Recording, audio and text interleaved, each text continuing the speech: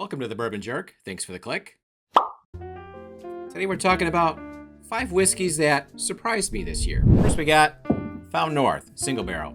Now, I hadn't heard of Found North when I purchased this bottle through one of the whiskey clubs that I'm in. With some of these clubs, it seems like the best bottles are the ones from places I've never heard of before.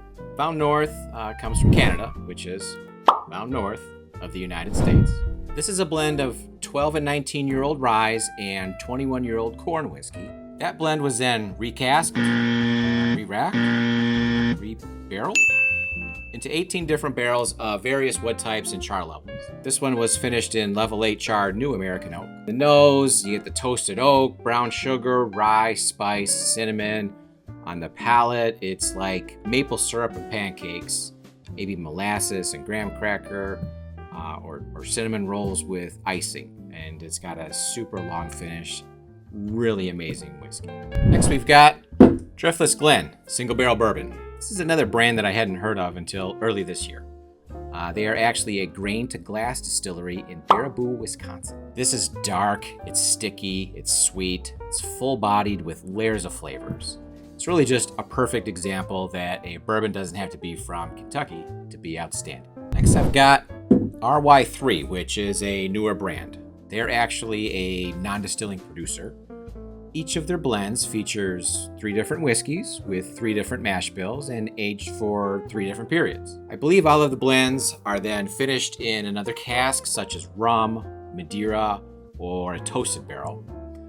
This one here is a toasted barrel finish that comes in at 124 proof. The flavor profile is vanilla spice, caramel, butterscotch. It's really well-rounded. It's got a long, satisfying finish.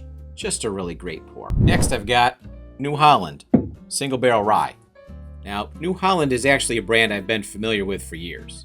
I believe they're the 3rd largest brewery in Michigan in terms of sales, behind Founders and Bell's. I know that they've dabbled in spirits for a while, but they really seem to be focusing more on whiskey the last couple of years, and they've started to build up a pretty solid reputation.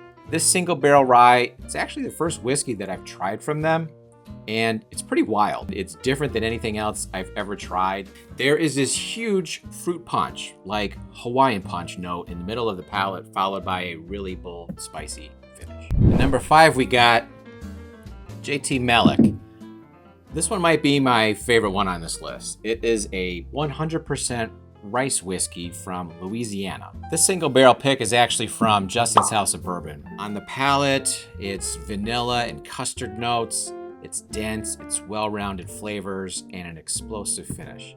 Drinks like bourbon, and a really good one at that. I highly recommend that you check this one out. So these are 5 whiskeys that really surprised me this year. If you tried any of these, let me know in the comments below. What are some whiskeys that surprised you? Before I go, do me a favor if you would, smash that like button, click subscribe if you haven't already. Till next time, cheers. Stay jerky.